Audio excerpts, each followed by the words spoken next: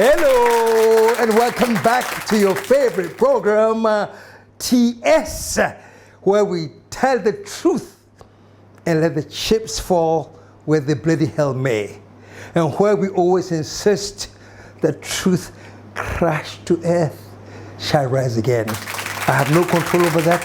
You have no control over that. The only thing we think we are controlling is that we are crashing the truth. That's what we think we are controlling. Oh. But let me assure you, truth crashed to earth shall rise again.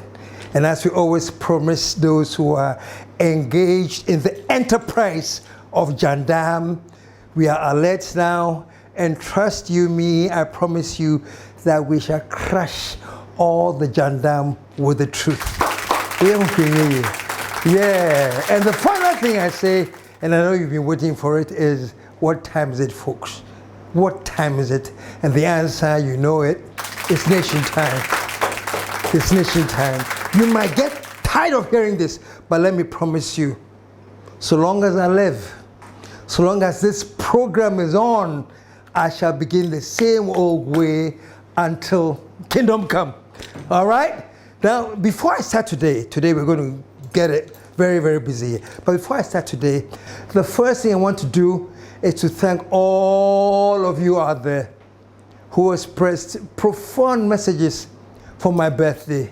Yes, folks, I turned 69, and people are asking me now, Casey, what are you doing? Where's the party? And I'm saying, oh, now 69 is a celebrity.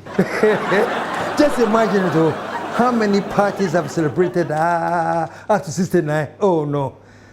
69, you relax, because you are just on the verge of crossing over. Maybe you don't know, but the only time you cross over is from 69 to 70, not crossover. And that's the one real crossover. All those crossover you'll be doing every 31st night, I call them mind renewal. And your crossover, do you know why? You have no business crossing over. Just stay where you are. The year will come and meet you.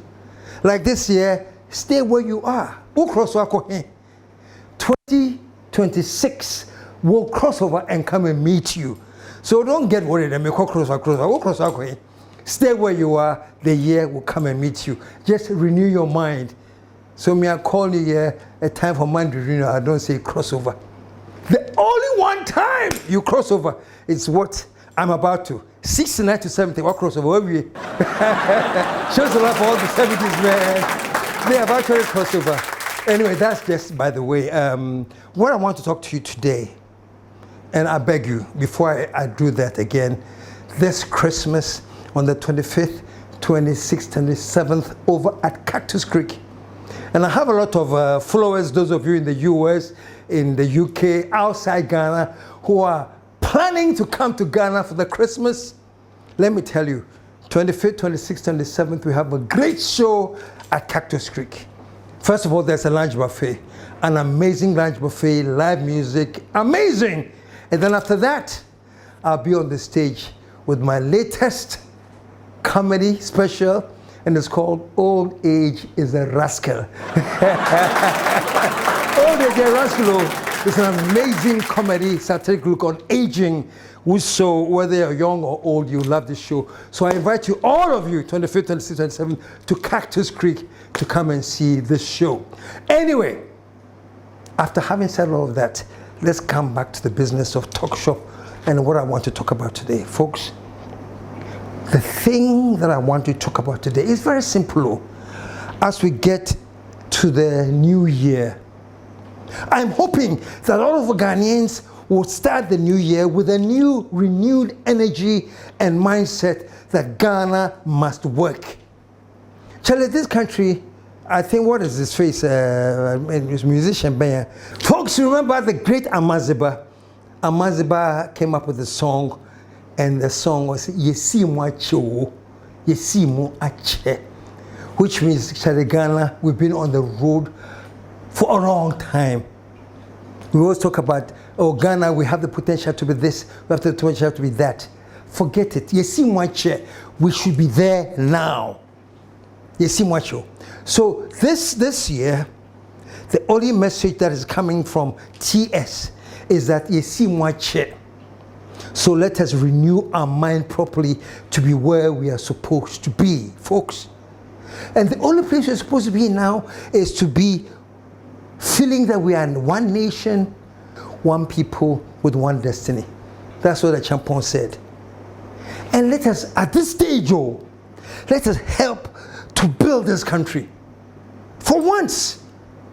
For once, yeah, cause so that we're back, and then Ghana has been going in a roller coaster. Each side, bazaar, no sense of direction. Military coups, selfish leaders and things. And because of that, Ghana is not the country we are supposed to be, folks.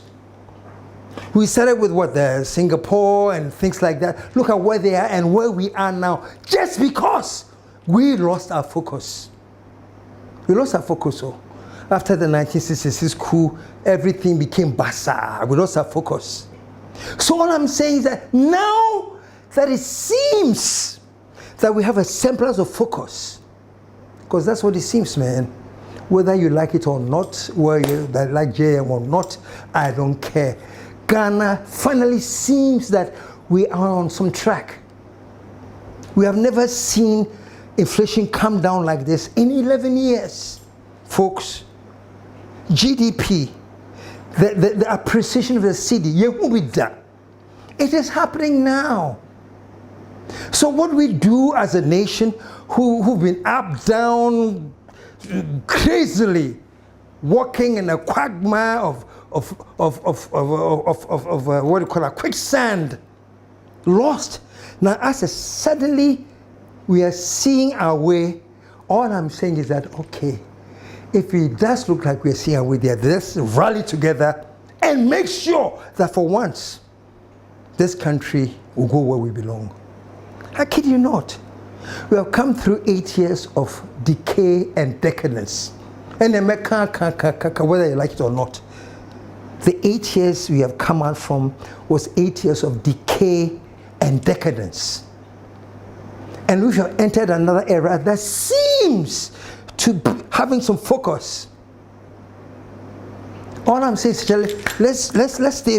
let's stay and support and make sure we can finally make a headway. I'm not, let me say this. We always have people who we call the nation builders. They have Ghana at heart. They want to make sure that no matter what, Ghana must succeed. Those are the nation builders. And we have nation wreckers. The funny thing is this, folks, even the nation wreckers want Ghana to succeed. But they are so idiotic that they want Ghana to succeed under a particular party. They want Ghana to succeed only under a particular party or leadership. But if it's not that leadership, if it's not that party, then the country must go to hell. Your problem, no. Your problem, no. Otherwise, what is wrong is saying that we should all back Bahama to do the right thing and go the right way. It's because we NDC, MP before say, CP before say, what kind of stupidity is that? When we want to build a nation, where do we inject partisan thinking into this process? Look, let me say this. This nation building, nation wreckers conflict started long ago, from Kwame Nkrumah time.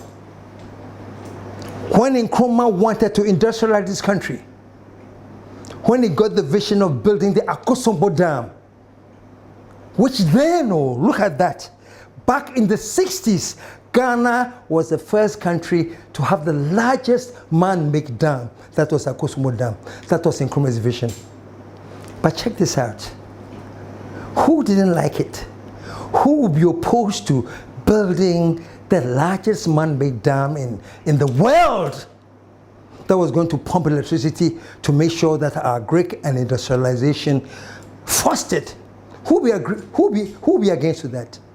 I'm sorry to say that there were some people who, common sense, Sean said, this thing is good. But the political bias tells them there's no.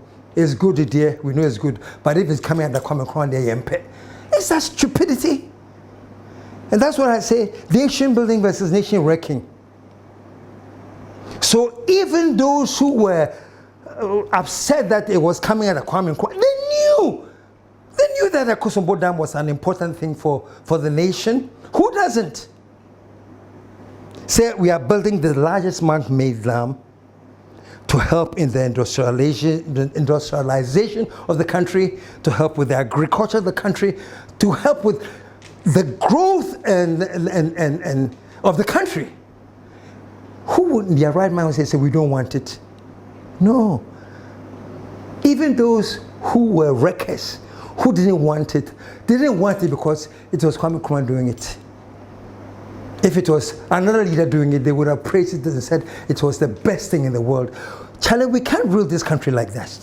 So I'm getting a message out to all these nation wreckers who are the foundation of Jandam, who are interested in destroying this country because they don't like where the leader is coming from. Charlie, your time is up. We should let you leave this country and leave your sandals behind. Your time is up. So it's not surprising that during Nkrumah's era, the nation wreckers saying, please, the Akosombo Dam is useless. Among the things that they reconcile say wasted expenditure, do you know what they were? Akosombo Dam was wasted expenditure. Temamoto Way, wasted expenditure. Educational trust schools, wasted expenditure. What kind of craziness is that? Just because you don't like that individual, the great things he's doing for the nation are all reconciled with the charges of wasted expenditure. Pacho, change for once. Make a determination in your life. Say, for once, dear, let us forget about our party affiliation. Let us support and make sure that things are happening for the nation and they're happening right. It hasn't stopped though. It hasn't stopped. Recently, I think JM came up with the big push. And part of the big push is industrialization, building under transportation, counts building of an expressway between Accra and Kumasi. Guess what? Nation wreckers. The same thing they said about Kwame Nkrumah. Oh, yeah, wasted expenditure. Why do we need an expressway? Waste of money. Lord.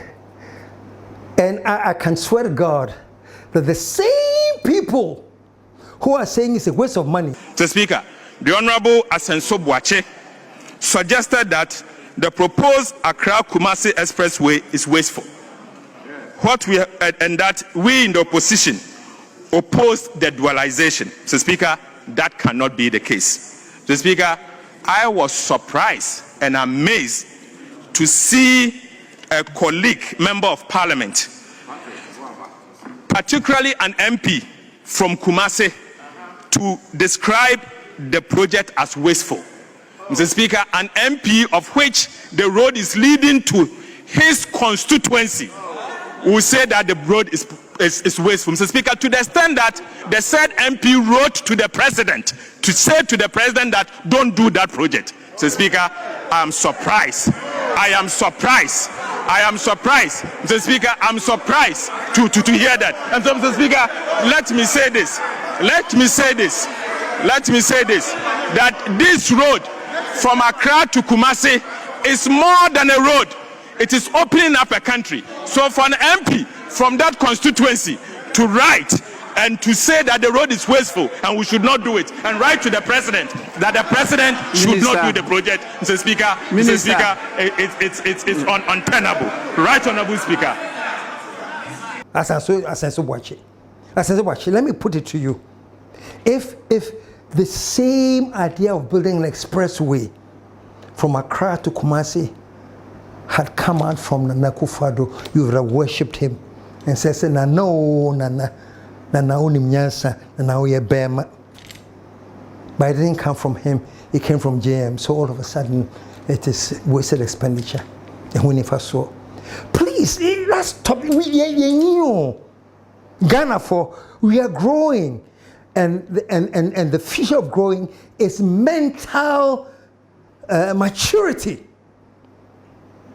One more kind of Bible, Paul, and I always say this, was when I was a child, I thought like a child. I reasoned like a child. I spake like a child. But now I'm an adult. So I don't do things like a child anymore. I'm telling you all nation workers, grow up. Yeah, when you were children, you were thinking like children, and everything that is not coming from where you want it to come from is wasted expenditure. Everything. That's the funny thing. Don't let this become a hallmark or a trademark that any positive development must be met with opposition because that's what your grandfathers did. Let me say this, you are young, you are dynamic, you have had the advantage of time and age to grow and think, and I'm assuming that you know better now. So with all respects, the foolish things that your great-grandfathers ignorantly did, don't repeat them now. Look at somebody traveling the two major cities in Accra to Kumasi. You can spend 6 hours on the road. Now then. Or 8 hours. And somebody says, let's build an expressway to link these two cities. Exactly 90 days ago I was here because of the outcry from the traveling public about the nature of this particular stretch of road of N0nsense. When we came, we met a road that was moving at a snail pace, and there were many constraints associated with what was happening. One was the inability to make some demolitions in order to allow the contractor to work. But the major one was non-payment for work done for a very long time. And so, of course, I ordered the road minister and the finance minister to make sure that payment was made to the contractor. And so more than $70 million was paid to the contractor. And I promised that I'll come back after 3 months to come and see the progress of work that has been done. Today is exactly 3 months since I last came here. And I'm quite impressed with the progress that has been made. I'll urge the contractor to continue to push hard. The last time I came, he assured us that by July next year, he'll be able to hand over the road. But if I look at the progress being made, I'm sure that by April next year, if you guys push hard, you'll be able to finish this road and hand it over so that we can use it.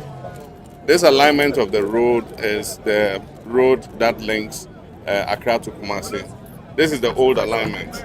And some people have expressed concern that with the announcement of the new Accra-Kumasi Expressway, this road is going to be abandoned. This road is not going to be abandoned. Work is still ongoing. Even if you go into the eastern region stretch, towards Apegua, all the way towards N0nsense, there's road work going on there. And we're going to add the Ashanti region end of it so that we open up the road.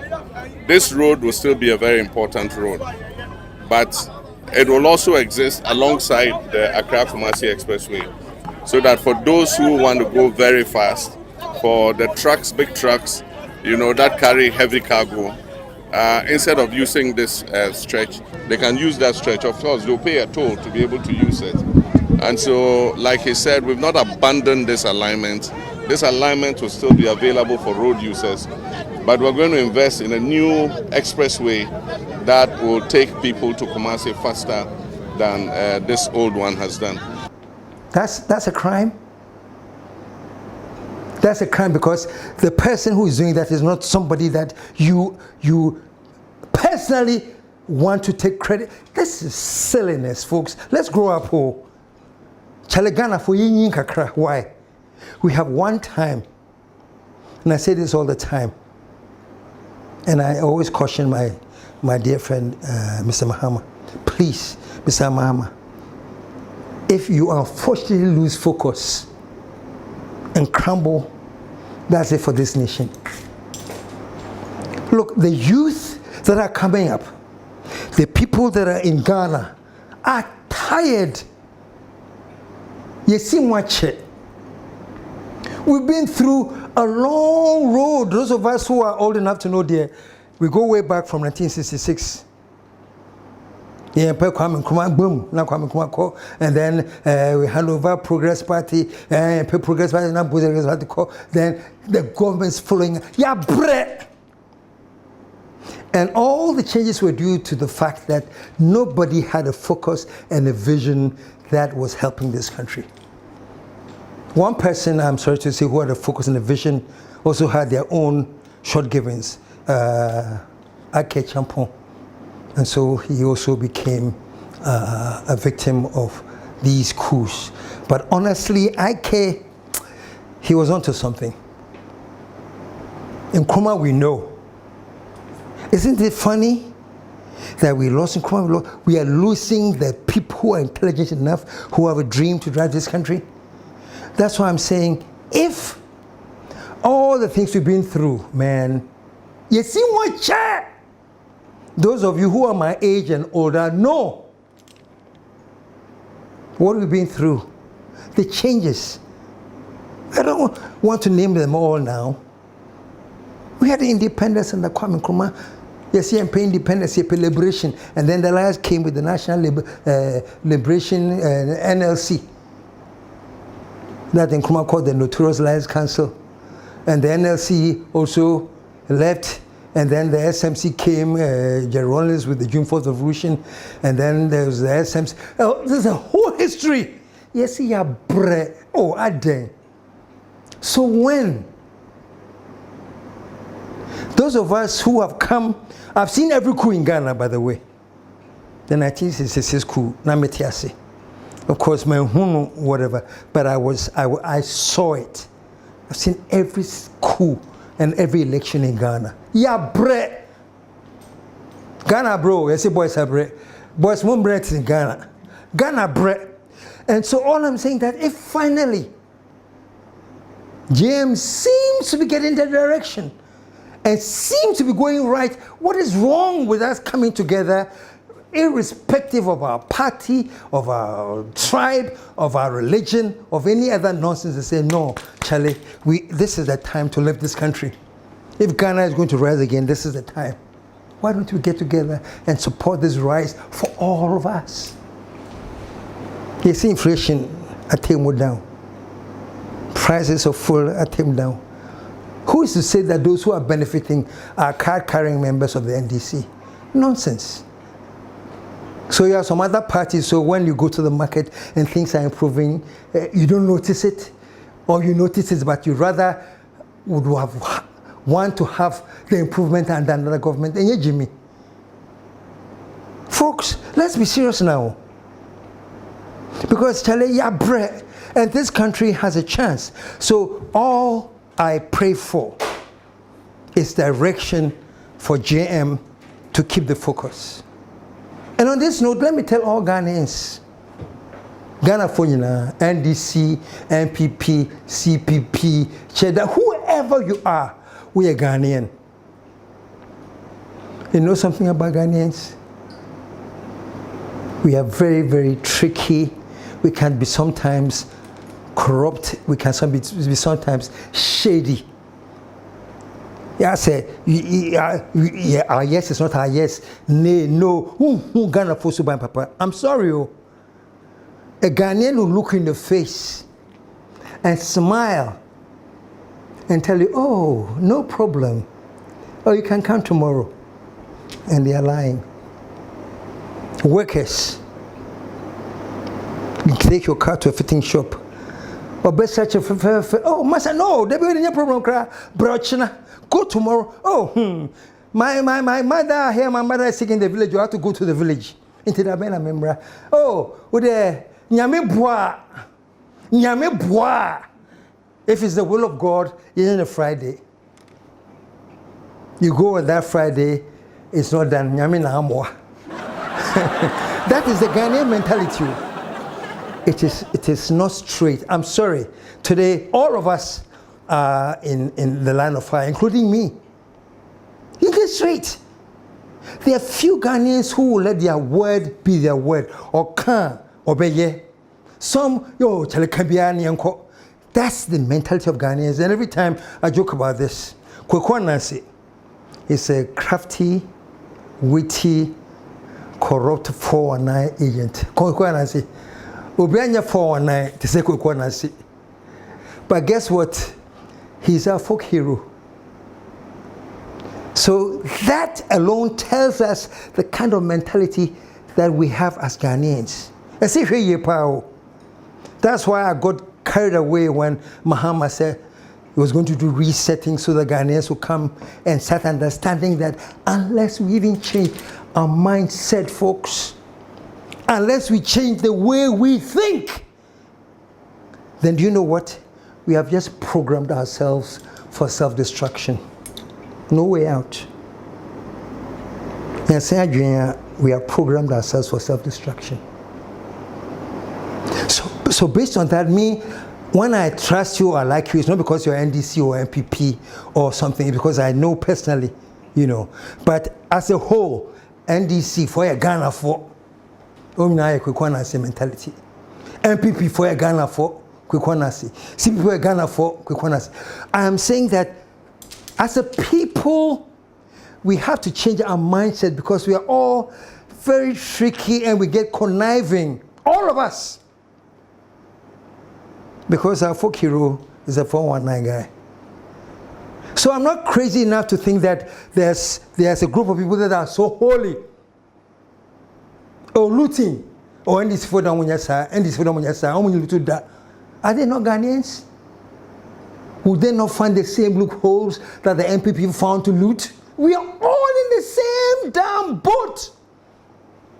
And when we get the chance, we'll do the same damn thing. So I'm saying let us challenge all ourselves today and change our mindset.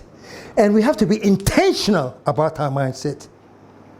When I say we have to be intentional about our mindset, it means we have decided, say, Charlie, Ghana must rise again. We must be intentional about it, all of us. We must be intentional about it.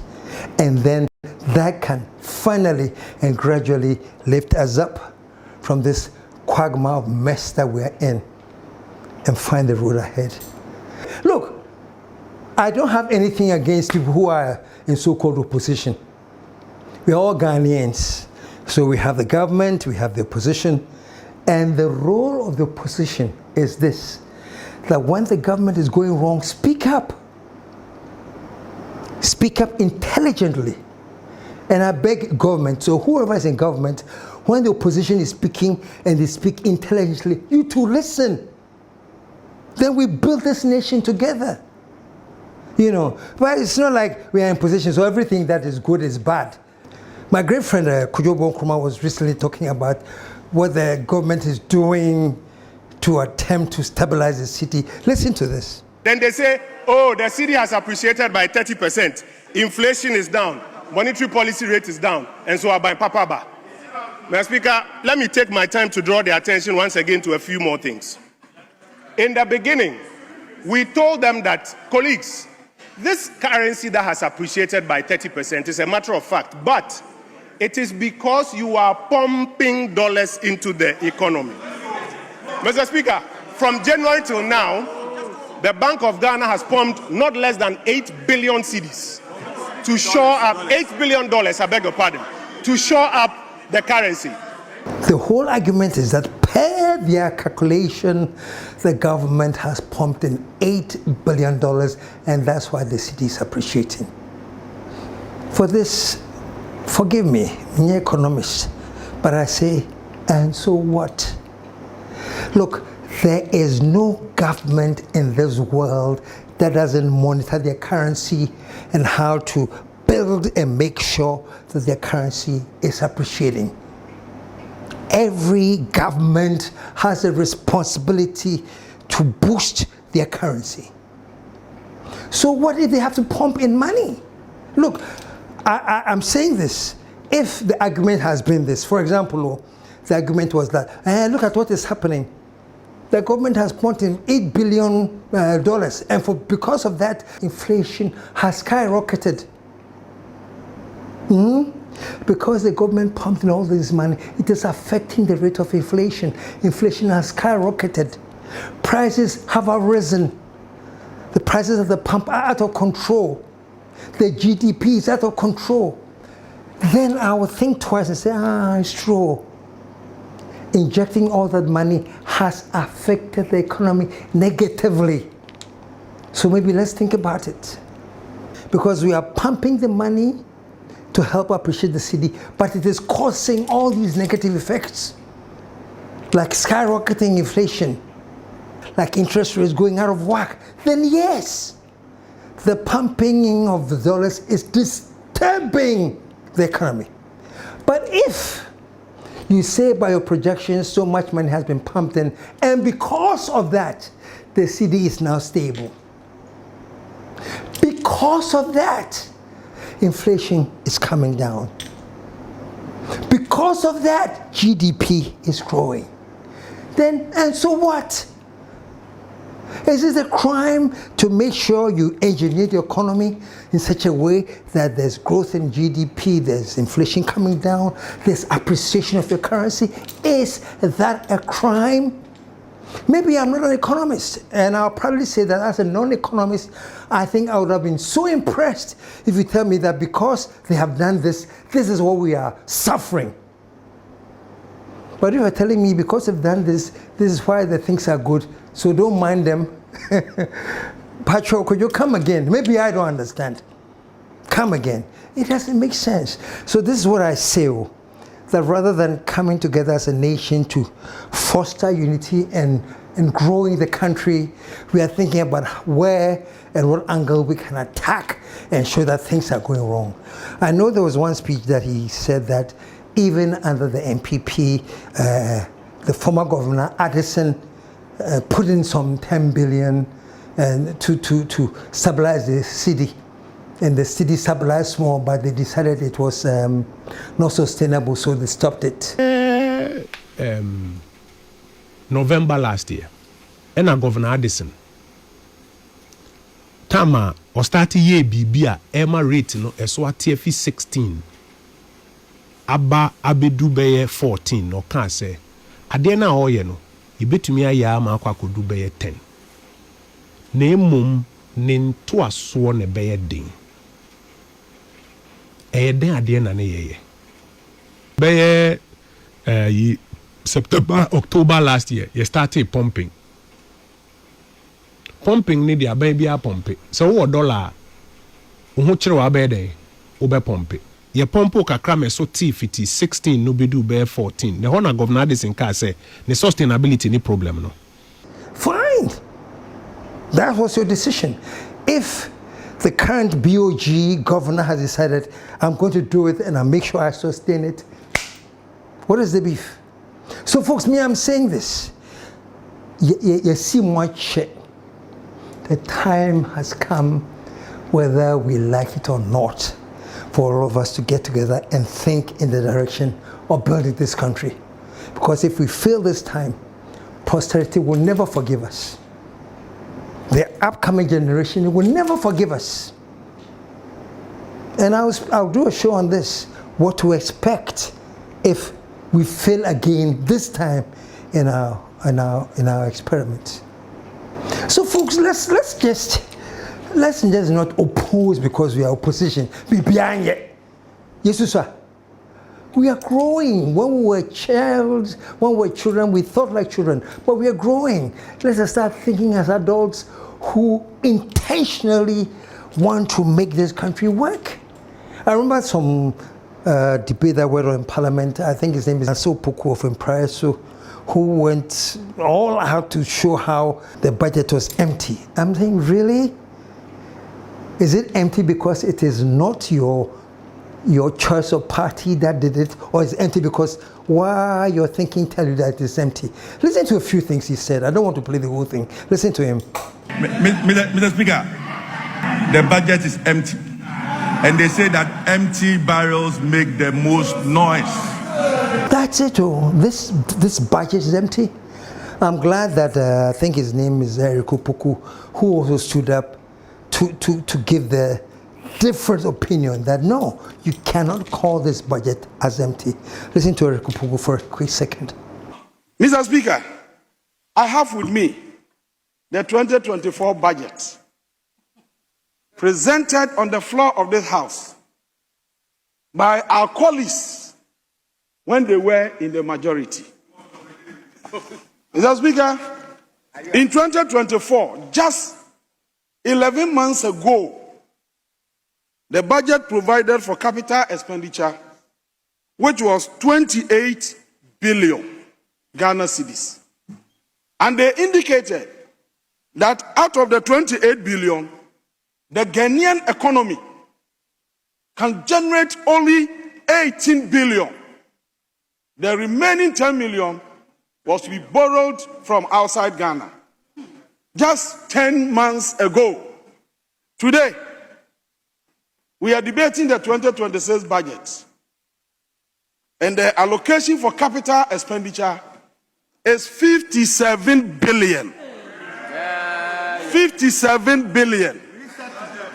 Mr. Speaker, it is indicated in the 2026 budget that out of the 57 billion earmarked for capital expenditure, this economy can generate 45 billion. In fact, when you look at the total capital expenditure in the budget, you look at the capital expenditure plus the capital component of the earmarked funds, and in the 2024 budget altogether, your total was 38 billion.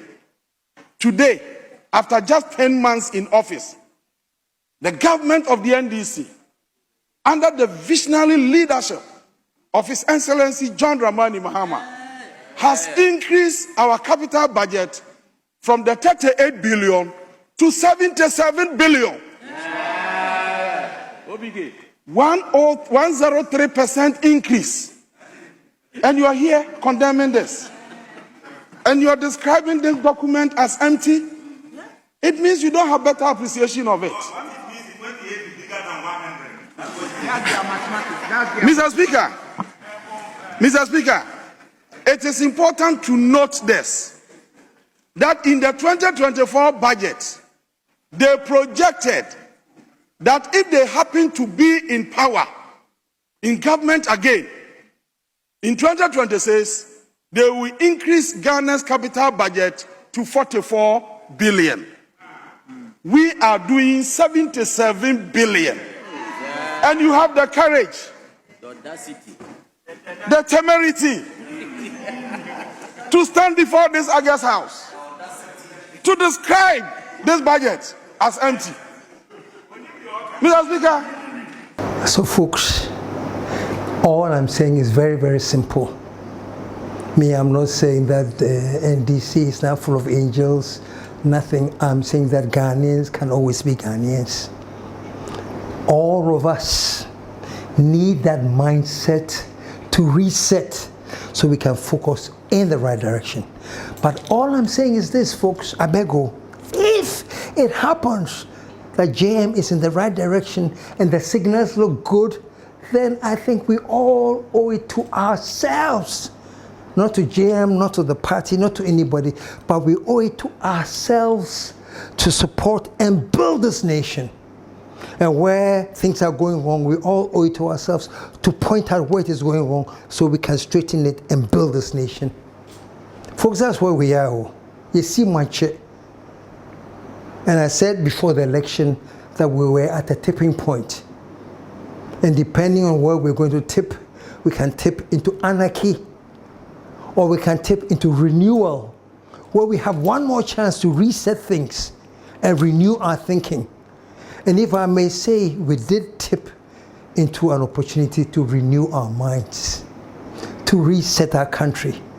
And I don't care what party you belong to, I don't care what church you go to, I don't care what tribe you belong to, I don't care anything about that crap. The only thing I care for is this, that Ghana has tipped into the right direction. So all of us should join hands and make sure that this works for Ghana. After all, when Ghana works, it works for all of us. Ghana shall rise again, folks.